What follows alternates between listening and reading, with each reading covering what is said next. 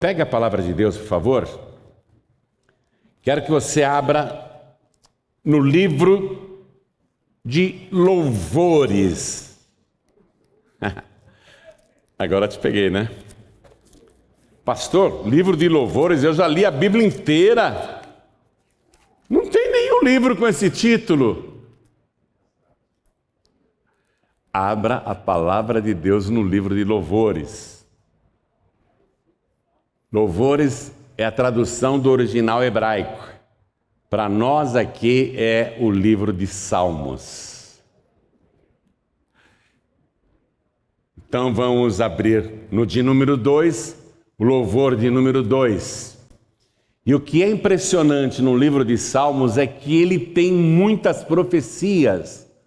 Não apenas louvores, mas profecias cantadas. Coisas extraordinárias, que até o escritor na época não tinha noção da profundidade da profecia que estava recebendo ali.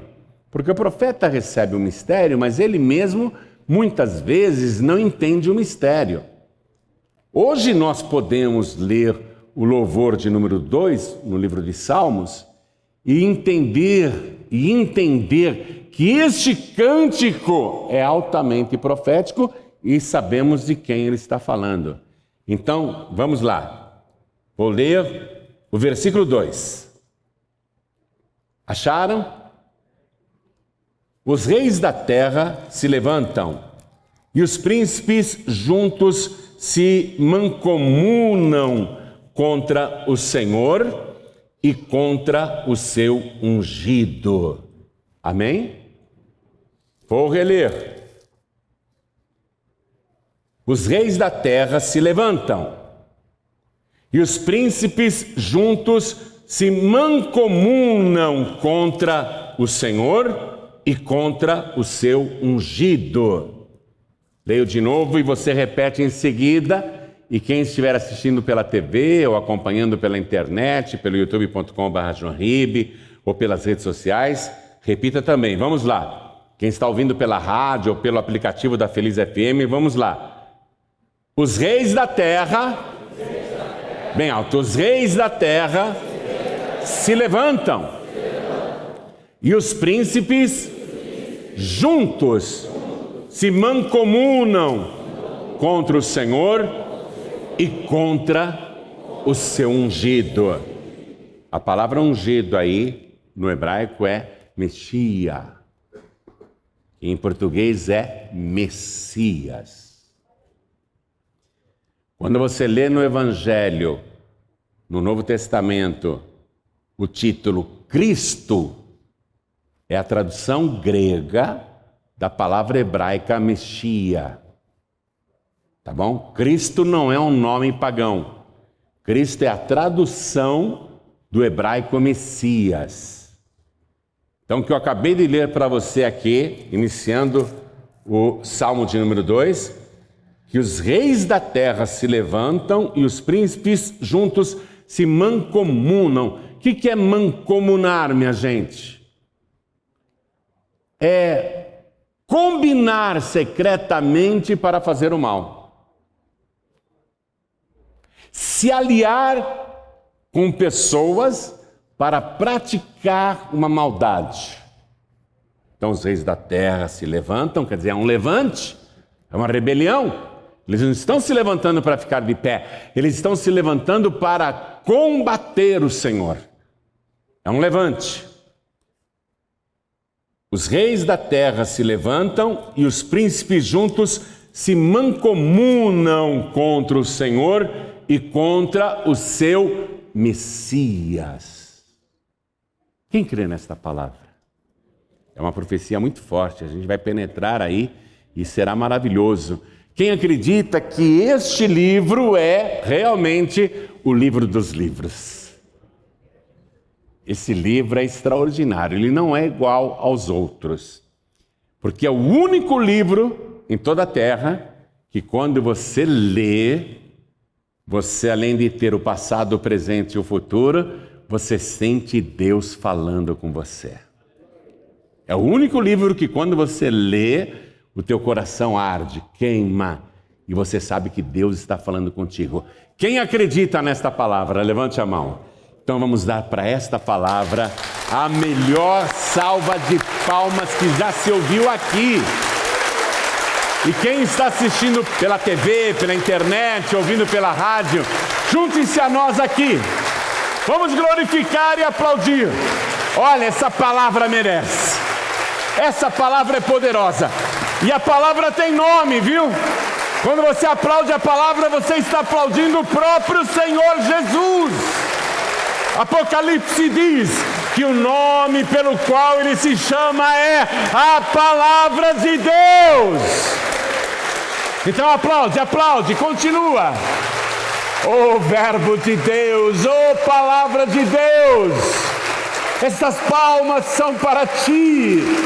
Então recebe, e sobre cada vida que te glorifica, derrama a tua bênção, a tua virtude, o teu poder. Agora, Pai, a tua palavra vai ser pregada. Vem com teu espírito, tome a boca do pregador, tome os lábios do mensageiro. Envia a tua palavra com poder e autoridade, e que a tua palavra vá, percorra toda a terra e prospere naquilo para o qual está sendo enviada, em nome de Jesus. Diga amém, Jesus. Senta, por favor. Voltando no Salmo de número 2. Agora eu leio o versículo 6. Deus falando: eu, porém, ungi o meu rei. Eu não sei se você percebeu que essa palavra rei está com letra maiúscula. Eu, porém, ungi o meu rei. Quer dizer, o rei é o ungido. O rei é o Messias. Eu, porém, ungi o meu rei sobre o meu santo monte Sião. Onde que é o monte Sião, igreja? Em Jerusalém. É o local do templo. O monte Sião. Templo de Deus. No meu santo monte Sião. Olha o que diz o versículo 7. Isso, nós não sabemos quantos séculos antes de Cristo. Se tivéssemos certeza que esse salmo aqui é de Davi, eu diria para você, olha, foi escrito 1000 anos antes de Cristo. Mas nós não temos certeza quem foi o autor deste louvor de número 2. Mas olha o que diz aqui. Versículo 7. Muito antes do Messias. Recitarei o decreto. É um decreto isso. É um decreto. O Senhor me disse: tu és meu filho. Filho com letra maiúscula também. Está vendo aí? Tu és meu filho. Eu hoje te gerei. O Senhor me disse isso. Mas se eu ainda sou um embrião, se eu ainda sou, um zigoto no útero de uma mulher, como é que eu poderia ouvir já o Senhor me falando? Então, a profecia está dizendo que vai ser gerado um corpo para este filho. Está pegando aí? Recitarei o decreto. Isso é um decreto divino. O Senhor me disse: tu és meu filho, eu hoje te gerei. Ou seja, a profecia dizia que este filho de Deus seria gerado um dia aqui na terra.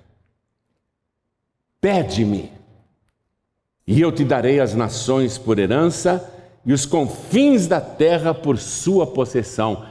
Jesus, depois de ressuscitado, disse: ide por todo mundo e pregai o evangelho a toda criatura, até os confins da terra. Ser-me-eis testemunhas tanto em Jerusalém como Judéia, Samaria e até os confins da terra. Esse salmo aqui, feito centenas de anos antes de Cristo, está profetizando tudo isso. Eu vou te dar como possessão. Versículo 11. Servi ao Senhor com temor e alegrai-vos com tremor. Beijai o filho, filho com letra maiúscula de novo. Quer dizer, agrade o filho. Queira bem, estime o filho, para que não se ire e pereçais no caminho, quando em breve se inflamar a sua ira. Então, quando Deus falou para aquela pessoa que estava com ele, eu hoje te gerei, estava profetizando que ele teria um corpo e aí seria chamado de filho, Essa profecia foi confirmada pelo profeta Miqueias. Consegue achar aí, profeta Miqueias, capítulo 5? Versículo 2. Essa profecia eu sei que tem cerca de 720 anos antes do Messias nascer, antes dele ter um corpo, antes do filho nascer, antes do grande rei nascer. 720 anos antes, Deus pegou o profeta Miqueias e fez esta profecia. E tu, Belém Efrata, posto que pequeno entre milhares de Judá, de ti me sairá o que será Senhor em Israel, e cujas origens são desde os tempos antigos, desde os dias da eternidade. Belém, você vai ser o local do nascimento daquele que existe desde os dias da eternidade. Local do nascimento, Belém, a menor cidade de Israel, a menor cidade de Judá. A profecia estava dizendo, com 700 anos de antecedência, ele vai nascer ali. E aí, passaram-se 7 séculos, e essa profecia, tanto do Salmo de número 2, como a de Miqueias, capítulo 5, versículo 2, se cumpriu.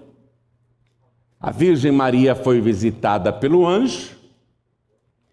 O anjo avisou que ela iria gerar um filho, que o nome dele deveria ser Yeshua, que significa Deus Salvador, e que ela seria a mãe do Salvador da humanidade. A Virgem Maria diz: mas eu nem sou casada, eu nem tenho marido, eu nunca conheci homem nenhum, como é que isso é possível? Aí o anjo, que era o Gabriel, diz assim: descerá sobre ti o Espírito Santo, e a virtude do Altíssimo te cobrirá com a sua sombra, pelo que o santo que de ti há de nascer será chamado de o Filho de Deus. Porque tinha que ser filho de alguém. Se ele não é filho do José, ele é filho de quem? De Deus. Por isso que a humanidade o chamaria de filho. Aí chegou o tempo em que o Salmo de número 2 e Miqueias 5:2 deveria se cumprir, mas ela mora em Nazaré. O Messias tem que nascer em Belém.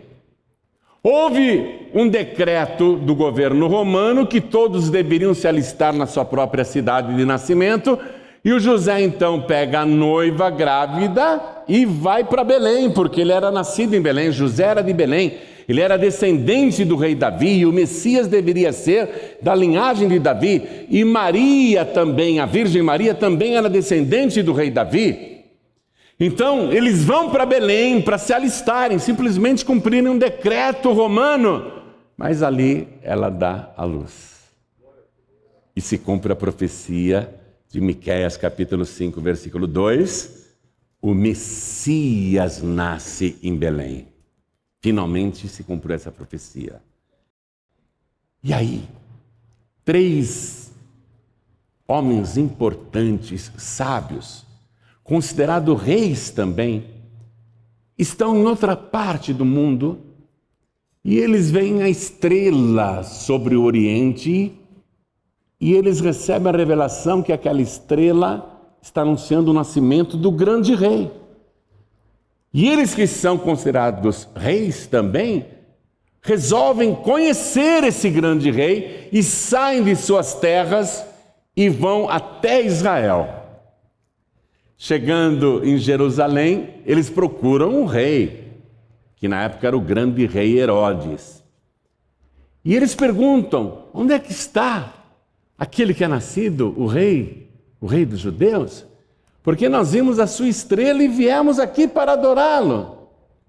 Aí o Herodes, o grande, que era um grande construtor, era um grande engenheiro, era um grande arquiteto, ele era um grande político, era também um grande canalha, um grande mentiroso, um grande dissimulado, um grande hipócrita.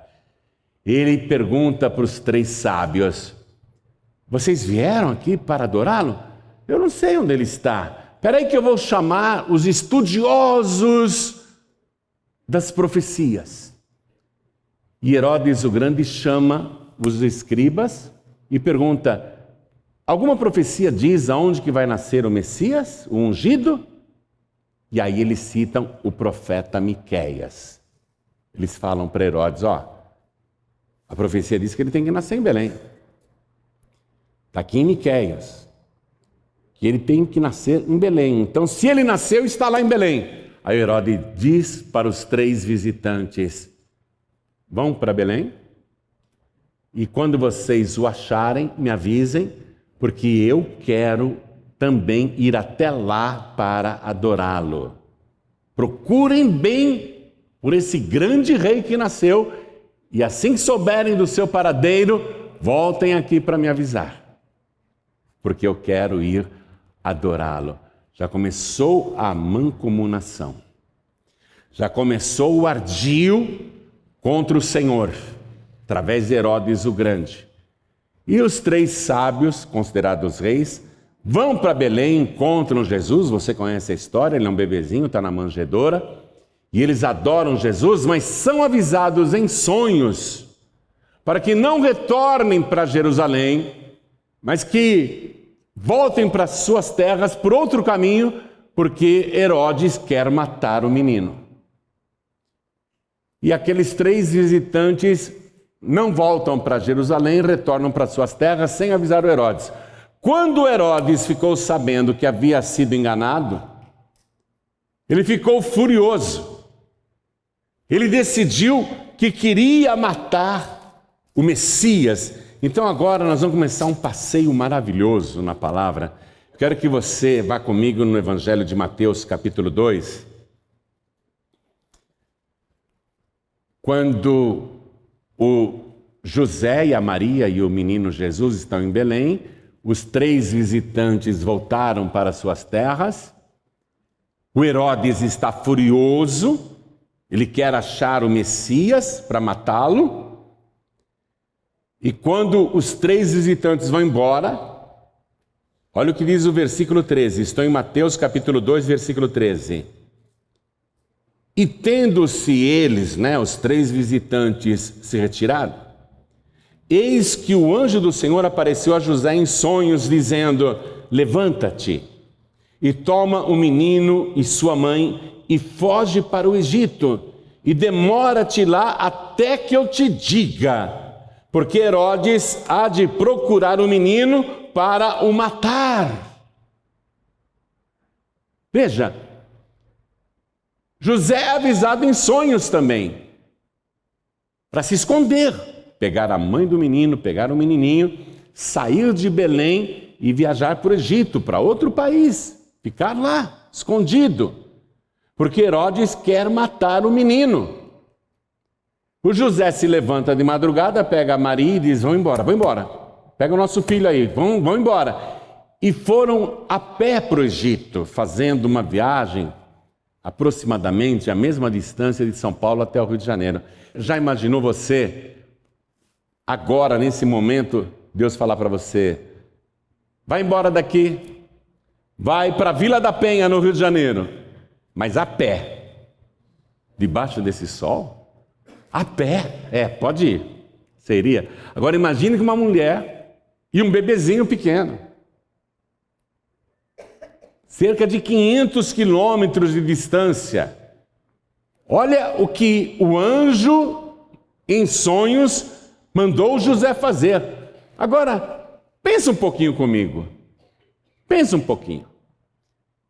Se Deus tem todo o poder no céu e na terra para cumprir essas profecias maravilhosas, controlar todos os fatos, saber o futuro, avisar as pessoas, se Deus tem todo esse poder, Deus também tem poder, se quiser, para matar qualquer pessoa, sim ou não? Deus tem poder para matar qualquer pessoa. Ele é o dono de todas as almas. Por que Deus aqui fala para o anjo, avisa para ele fugir, o José, a Maria e o ungido, para irem para o Egito, porque Herodes está querendo matar um menino.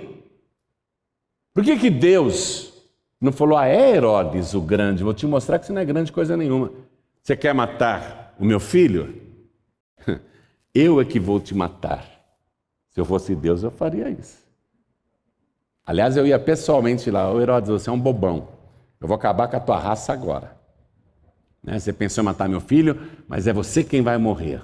Eu faria isso. Deus não. E Deus ainda diz para o anjo avisar, fala para o José se demorar ali no Egito até que a gente avise para ele voltar. Ou seja, Deus não vai mover uma palha para acabar com Herodes. Por quê, pastor Joaquim? Porque Deus é longânimo. Você sabe o que é longânimo? É aquele que tem paciência. Deus é muito paciente. Por isso que você vê tanta gente ruim aprontando no mundo e você fica revoltada quando olha o noticiário e diz, por que Deus não acaba com esses miseráveis, esses bandidos, esses assassinos? Por que Deus não acaba com essa gente ruim? Porque Deus é longânimo. E ele foi longânimo com Herodes. Ele deu tempo para o Herodes se arrepender. O Herodes podia falar, poxa, ele é o Messias, ele nasceu em Belém, a profecia se cumpriu, espera um pouquinho, eu estou fazendo coisas erradas, eu tenho que reconhecer que ele é o rei e eu tenho que recebê-lo. Eu tenho que recebê-lo. Ou seja, ele teve cerca de 2 anos para se arrepender. Deus foi longânimo com Herodes, 2 anos para que ele refletisse. Poxa, eu estou querendo matar o Messias, mas ele é o desejado das nações, a profecia se cumpriu. Os escribas me comprovaram que Deus está nesse negócio, então me perdoa, meu Deus.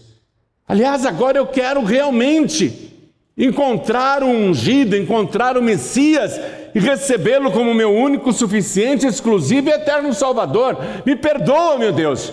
Deus foi longânimo com Herodes para que ele chegasse a essa conclusão. Mas ele não chegou, não. Deus foi deixando aquele ímpio. Ele nunca quis se converter. Deus vai deixando os ímpios na terra, viu? Não se apresse em querer matar os ímpios, não. Deixa os ímpios aí. Quem sabe um deles acaba se convertendo? Quem sabe um deles acaba ouvindo o Evangelho e se arrepende dos seus pecados e atos criminosos? Não fica querendo apressar a justiça de Deus, não, porque Deus é longânimo. Deus tem um dia preparado que Ele vai julgar todo mundo, tanto os bons como os maus, como os justos e os ímpios. Então deixa Deus no controle, Deus não tem pressa, Deus é longânimo. Fica lá, demora-te lá, José, até que eu te diga, porque Herodes há de procurar o menino para o matar. Aí José viajou para o Egito e esteve lá até a morte de Herodes. Deus esperou o Herodes morrer naturalmente. Deus não apressou a morte de Herodes, não. Tem tantos ímpios no mundo, Deus está deixando aí. Quem sabe a pessoa ouve, se arrepende, quem sabe a pessoa volta atrás, quem sabe a pessoa larga a vida de crimes, de pecados, de vícios, quem sabe a pessoa se converte, quem sabe a pessoa se arrepende de verdade. O Herodes morreu de maneira natural, não teve o dedo de Deus para matá-lo. Mas ele não se arrependeu, tanto que antes de morrer, ele chama os seus guardas e diz assim: Eu quero que vocês peguem suas espadas e vão na cidade de Belém e nos arredores, em volta também da cidade, e matem todos os meninos de 2 anos para baixo. Assassino! Não se arrependeu, não aproveitou a longanimidade de Deus e ainda aumentou a sua maldade, o seu pecado, a sua crueldade. Ele mata e manda matar todos os meninos que moram em Belém, tanto na cidade como nas cercanias. Sem piedade, mata todos os meninos dando tiros no escuro, porque ele pensava, talvez eu consiga matar o Messias. E morreu um monte de inocente. Bom, mas chegou a hora dele. Chegou a hora dele. Você vai conhecer esse canalha, você vai conhecer esse patife no dia do juízo. Você vai conhecer. Mas Deus foi misericordioso com ele. Deus foi longânimo com ele.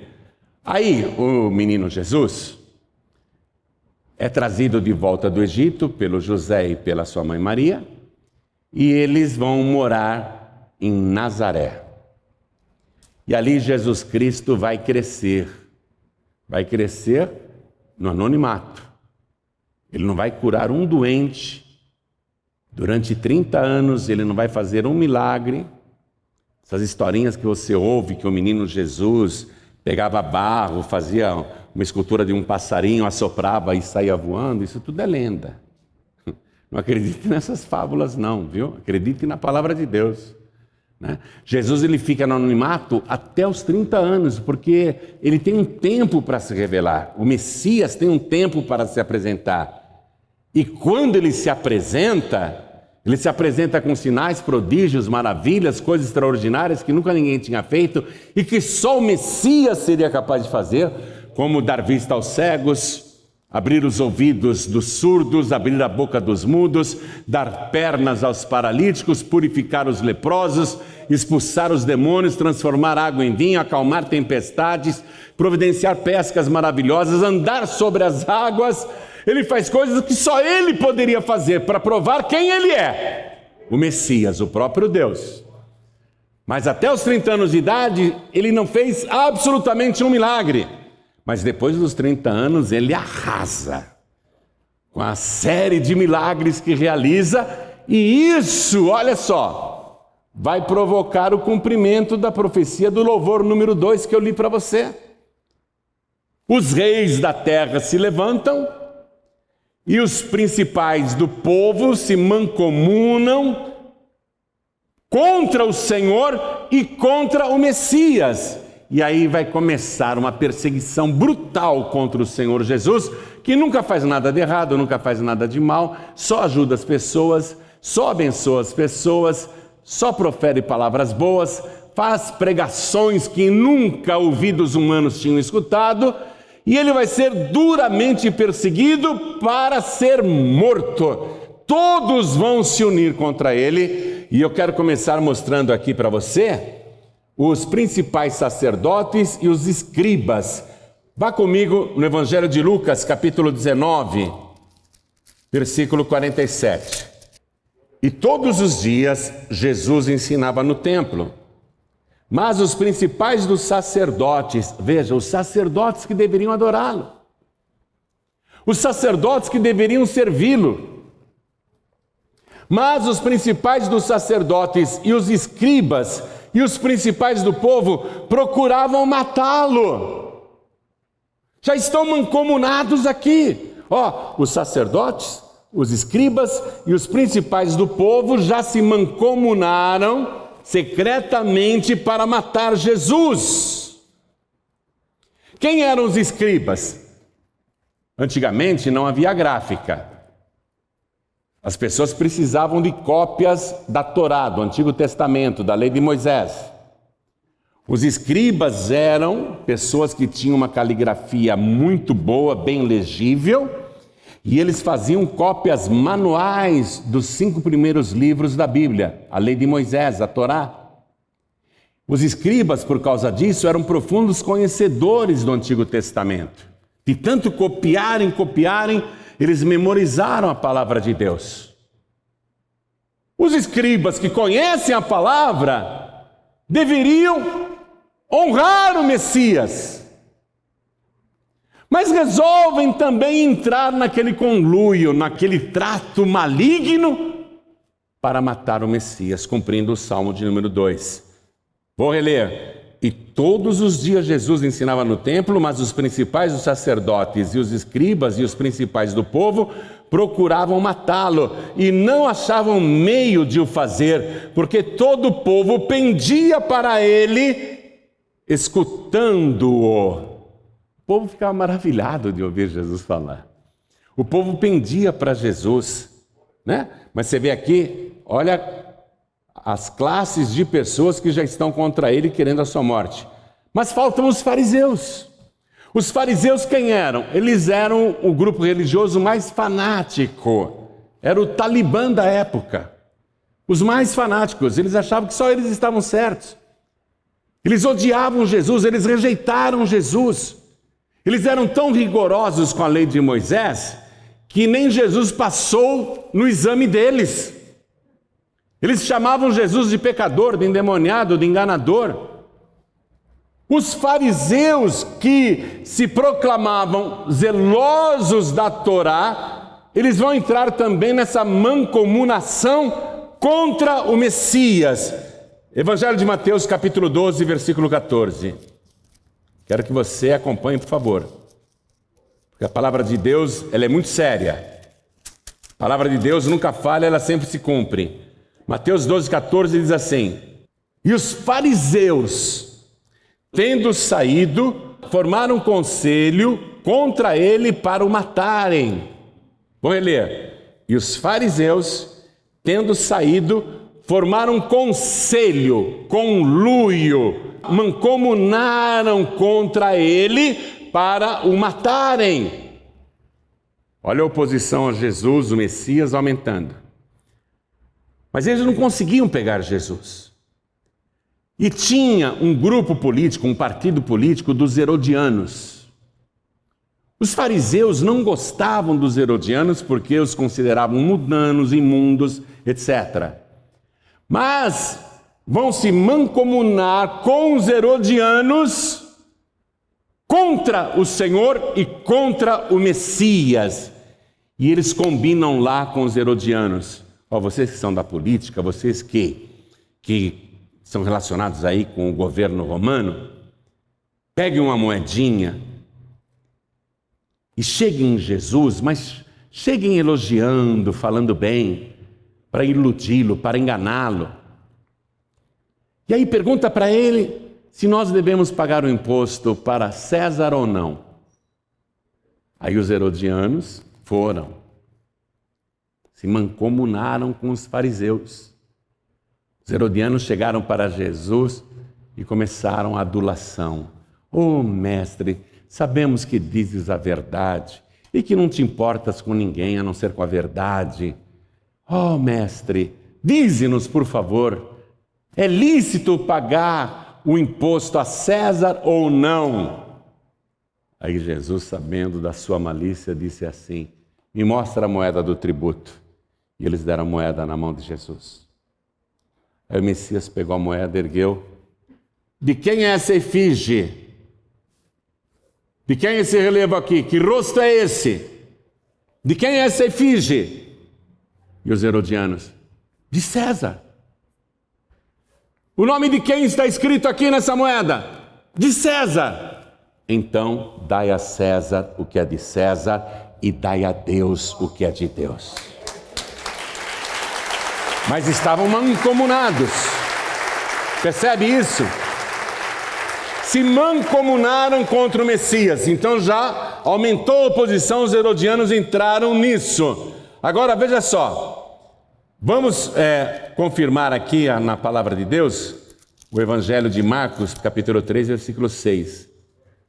E tendo saído os fariseus, tomaram logo conselho com os herodianos contra ele, procurando ver como o matariam.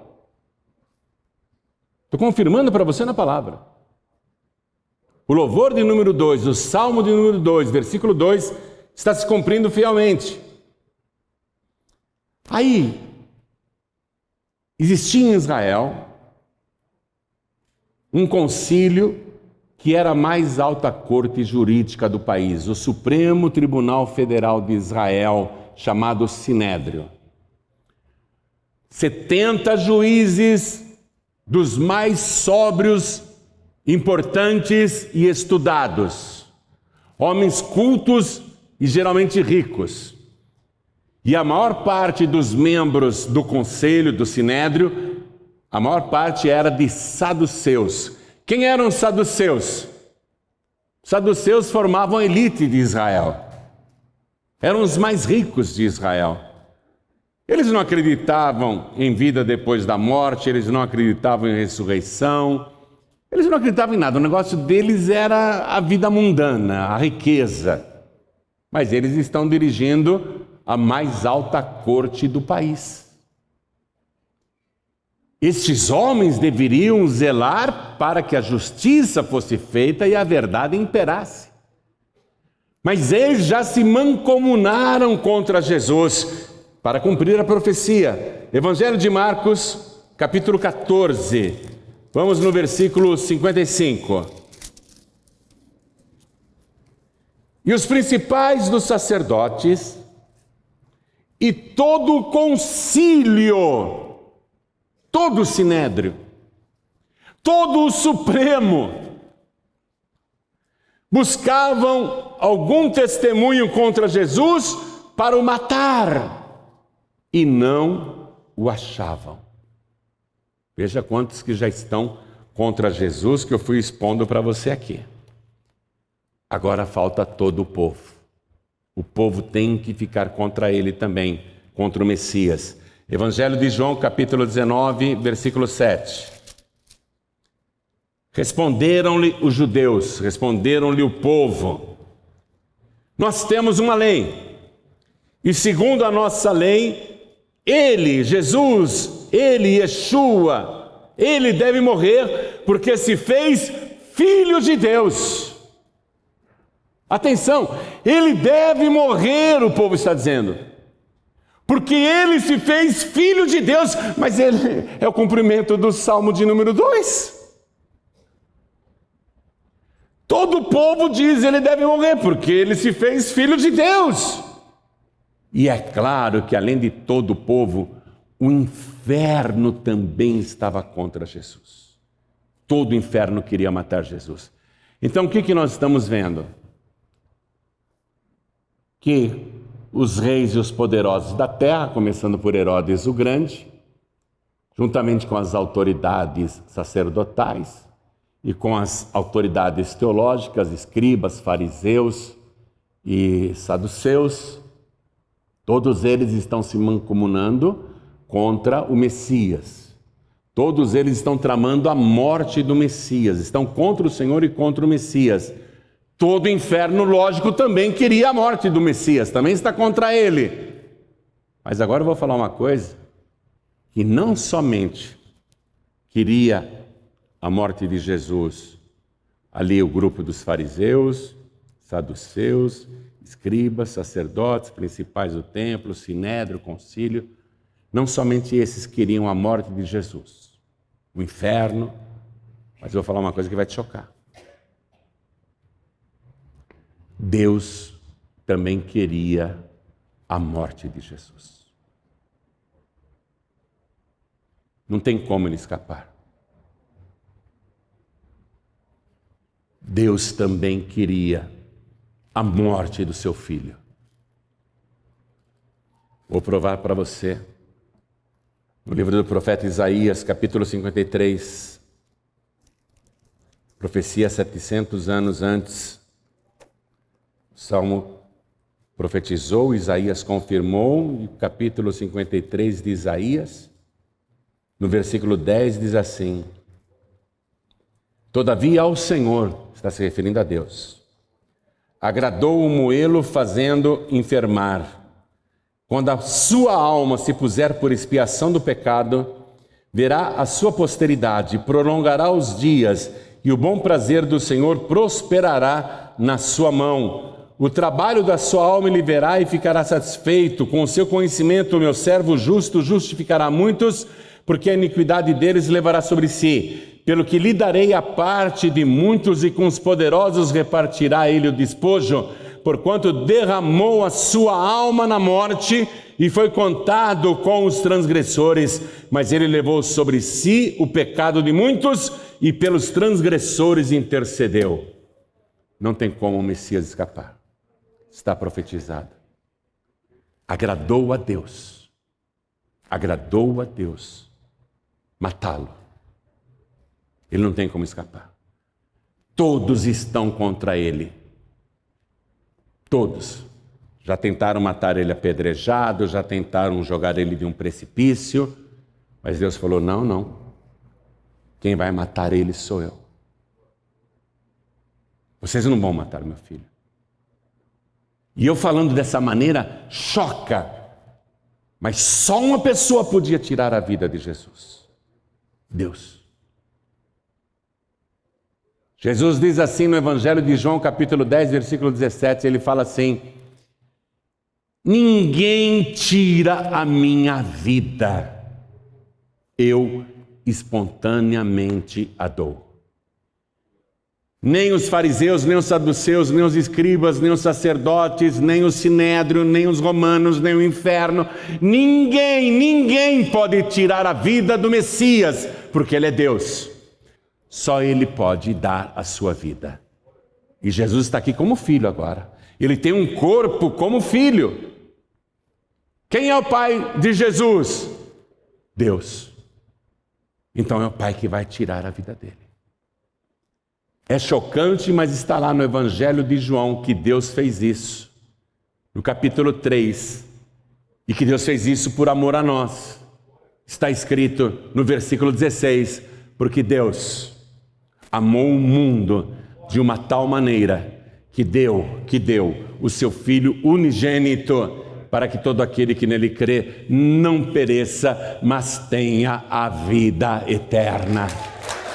Só Deus pode tirar a vida dele, e Deus vai tirar. Deus vai matá-lo. Atenção, Deus vai matar o próprio Filho, por amor a mim e a você. Justo nós que rejeitamos o Messias, que falamos mal dele, que zombamos do seu caminho, justo nós que somos ímpios e pecadores, Deus vai matar o próprio Filho por nossa causa e amor de cada um de nós? Não compreendemos. Não compreendemos. Mas Deus decidiu que Ele é o Cordeiro que tira o pecado do mundo, que Ele tem que pôr a sua vida por expiação do pecado, que Ele tem que derramar a sua alma na morte para levar os pecados dos transgressores. Deus já decidiu que é assim, que Ele tem que matar o Filho dele, porque se Ele não matar o Filho na cruz, no madeiro, então não haverá esperança para nós que somos ímpios. Não haverá esperança para a raça humana. Então Deus tem que continuar em frente. Tentaram matar o meu filho, mas eu não deixei, porque quem vai matar o meu filho sou eu. O corpo que eu gerei para ele pelo meu espírito, esse corpo eu é que vou matar. É o meu corpo, eu é que vou matar. E Deus vai em frente.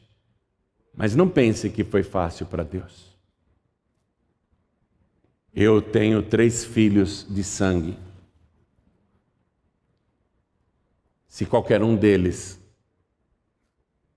fosse pego por homens maus, se o meu filho fosse amarrado e torturado na minha frente, e eu vendo homens maus cuspindo no gosto dele, batendo na sua face, arrancando seus cabelos, puxando a sua barba, se eu visse homens maus torturando o meu filho, ainda que eu estivesse com uma metralhadora apontada para a cabeça, eles teriam que puxar o gatilho, porque eu não ia deixar malfeitores torturarem o meu filho na minha frente, eles teriam que puxar o gatilho e me matar, porque eu iria avançar sobre eles. Eu ia dizer: no meu filho não, ninguém mexe. Mesmo que eu estivesse com uma arma na cabeça, e se eu não quisesse morrer, eu ia dizer: bom, agora, se eu atacar, eles me matam. Uma arma na minha cabeça poderia me inibir, mas eu não aceitaria. Deus não tinha nenhuma arma na cabeça. Não tinha ninguém acima de Deus. E o pai viu o seu filho ser preso, levado lá para o sinédrio, para aqueles 70 juízes, ser cuspido no rosto, espancado e condenado à morte, zombado, escarnecido. E o pai assistiu àquela sessão de tortura em pleno tribunal, em pleno Supremo. O pai assistiu. Nada o impedia. Ele poderia ter interferido, mas Deus não fez nada. Levaram o filho de Deus, e Deus observando tudo, levaram para Pilatos. Pilatos açoitou violentamente, retalhando o seu corpo da cabeça aos pés. E o pai ficou assistindo todas as barbaridades que fizeram com seu filho. O pai não fez nada para impedir. Enfiaram uma coroa de espinhos na sua cabeça, escarraram no seu rosto. O pai ficou assistindo. Aí levaram seu filho até o Monte Calvário, deitaram o Senhor, o Messias, o ungido, o grande rei, sobre uma cruz. E carrascos romanos pegaram pregos de 30 centímetros, enferrujados, e com uma marreta enfiaram aquela peça maligna, aquele prego, cravaram em suas mãos.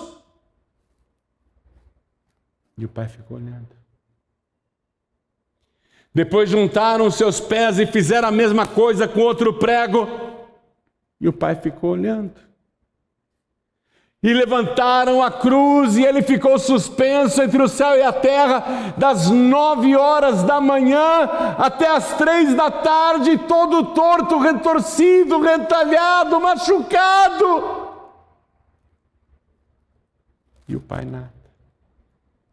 Só ficou olhando. Quando chegou 3 horas da tarde, o céu estava escuro.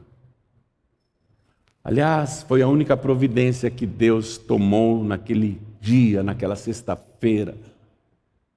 Deus amenizou o calor da Palestina, porque ela é terrível ficar debaixo do sol. E como a sua pele devia queimar debaixo daquele sol forte, a pele toda cortada, retalhada, devia queimar muito. A única coisa que Deus fez naquela sexta-feira foi esconder o sol, esconder a lua e deixar tudo escuro, para aliviar um pouco as queimaduras. Perto das 3 horas da tarde, o Senhor Jesus, depois de já ter salvo o ladrão do lado direito, Jesus olha para o céu com o rosto todo desfigurado. Seu rosto está deformado. Ele mal consegue falar porque a língua gruda no céu da boca. Ele diz: Pai, está consumado. Nas tuas mãos eu entrego o meu espírito. E ele tombou a cabeça. Aconteceu um terremoto naquela hora. E o grande rei foi morto. Morto por mim e morto por você.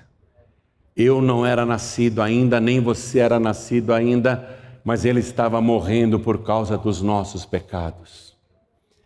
Ele padeceu tudo aquilo por causa das nossas enfermidades.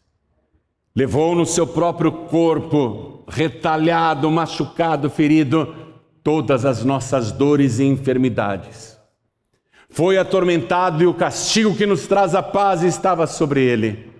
Quando ele disse está consumado, isso quer dizer que a obra perfeita do Messias foi realizada com êxito.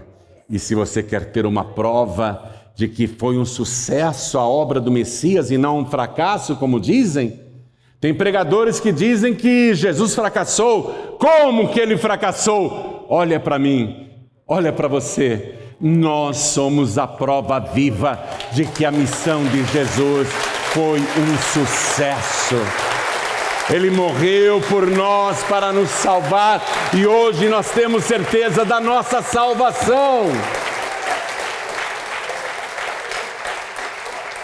Seria impossível aquele que não podia ser morto continuar morto.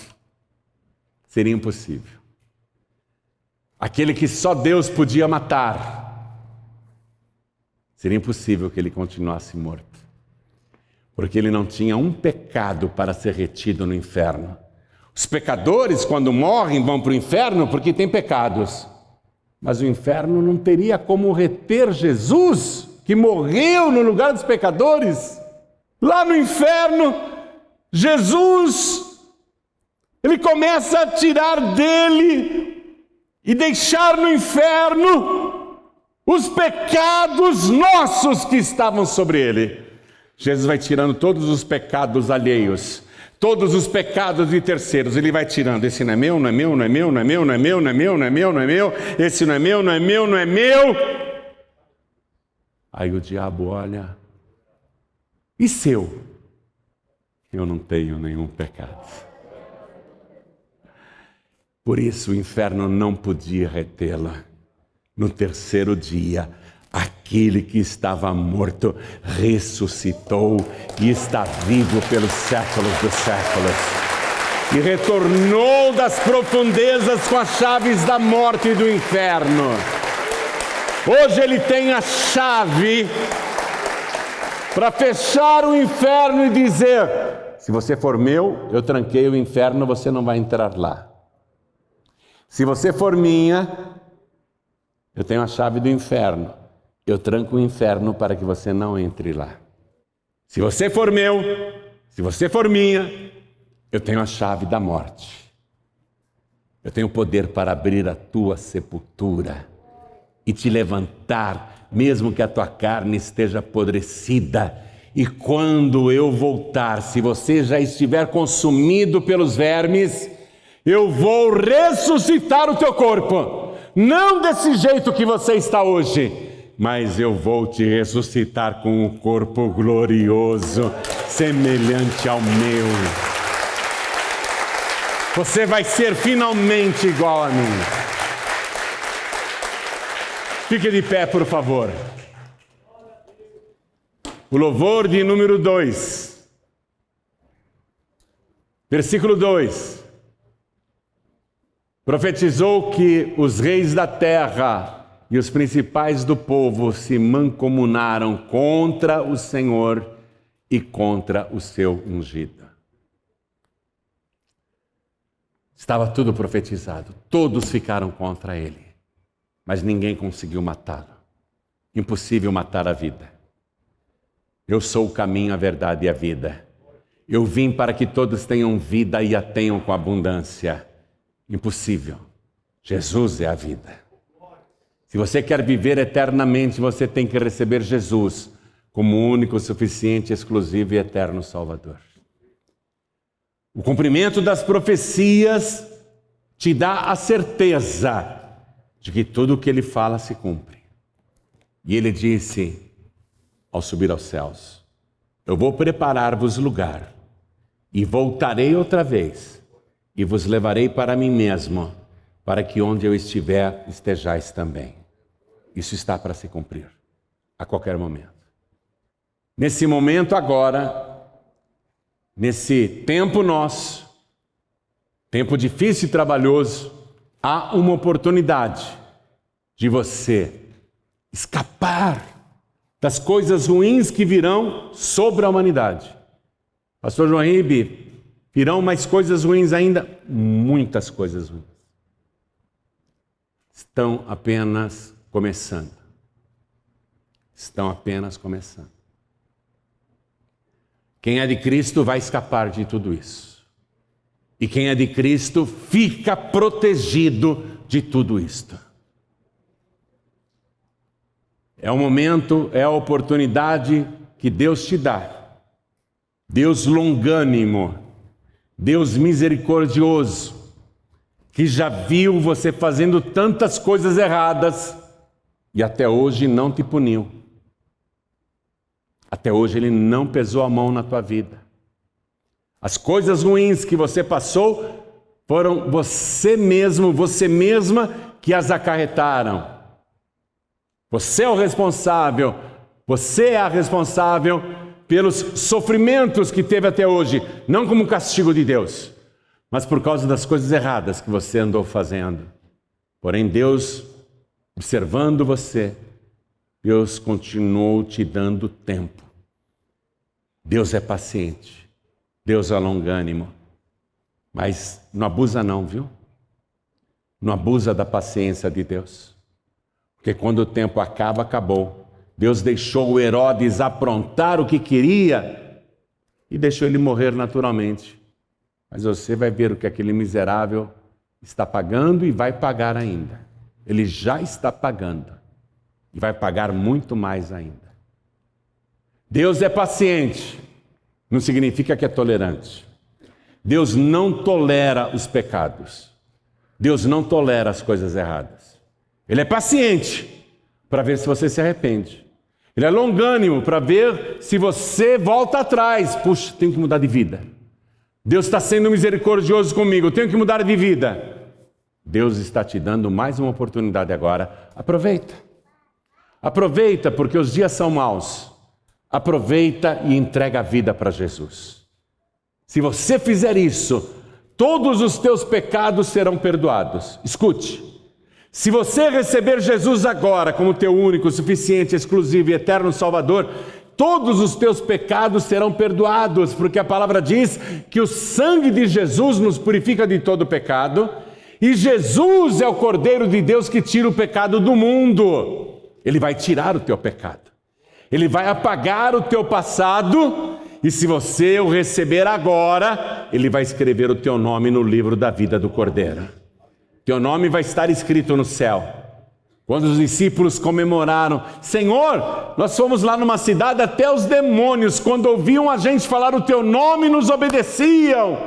Até os demônios nos obedeciam em teu nome. Jesus disse, não se alegrem porque os demônios vos obedecem. Alegrai-vos antes, porque os vossos nomes estão escritos no céu. Hoje Ele quer escrever o teu nome no céu. Se você quiser recebê-lo como único, suficiente, exclusivo e eterno Salvador. Quem quer, erga a mão direita assim bem alto, todos que querem. Olha quanta gente. Que maravilha. Que bênção. Todos que ergueram as mãos, vem para cá, por favor, vem para cá. Todos que ergueram as mãos. Olha quanta gente chegando, vamos aplaudir mais ao nome de Jesus, isso é maravilhoso.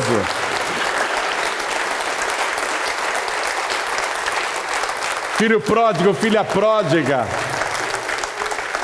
Olha, filho pródigo e filha pródiga. Se você não voltar para Jesus agora, eu quero que hoje à noite você olhe pela janela do teu quarto, contemple as estrelas e o céu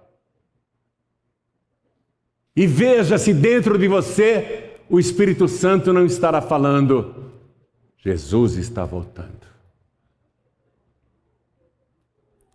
Filho pródigo, por que você está arriscando a tua alma para ficar no mundo mais um pouquinho?